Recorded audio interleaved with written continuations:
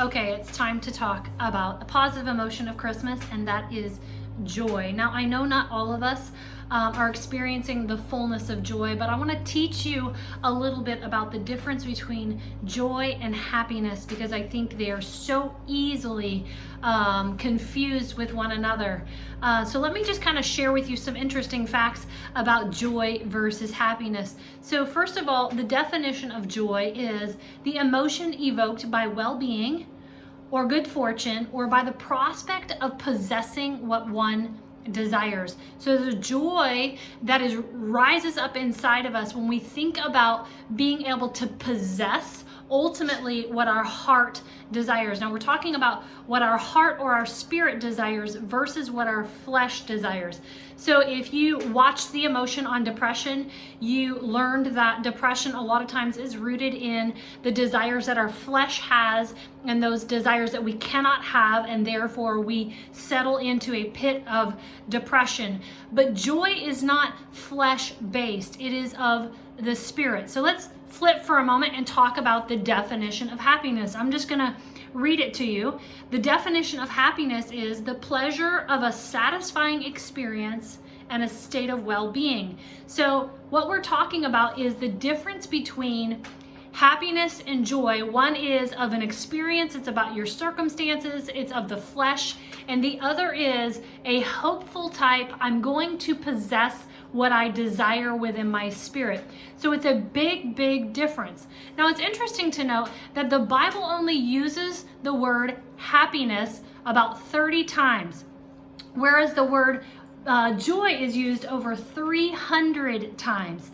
That is a huge difference. Now, I believe one of the reasons is because God knows that we are going to struggle with joy. That's why he talks about joy so much, but he's also reinforcing our design to walk in the fullness of joy. So here's a question for you. Is it possible for you to not be happy, but still be experiencing joy? I think sometimes when we're walking through a difficult situation, sometimes it's almost offensive to people when you're still joyful even though your child is struggling with a drug addiction, or you're still feeling the joy of the Lord even though you're walking through a divorce. And so it's important for us to understand that joy is of the Spirit. Joy comes from a knowledge and from your position. So let's talk about the difference there. Joy is based on your knowledge. Happiness is based on your feelings. Joy is based on your position. When I'm talking about your position, I'm talking about your position in Christ. Having an understanding that you are seated with Christ on high in the heavenlies. That is my position. It is not based on a circumstance. So when we're looking at circumstance, I'm looking at myself positionally in the midst of all of my circumstance. Whereas when I'm looking at myself positionally in who I am in Christ, I am outside, I am above, I am superseding all of my circumstances. Therefore, I can be in the midst of an unhappy circumstance, but still be experiencing the joy of the kingdom. Joy is everlasting, but happiness is just fleeting. It's just for a moment, because again, it's based on experience and it's based on circumstance. True joy is of the Spirit of God. If God's Spirit is living within you and he is filled with the fullness of joy, then the fullness of joy is within you. But happiness is of the flesh, it's within the soul. Joy is based on what is yet to come, with no fear of your tomorrow, whereas happiness is based on the here and now.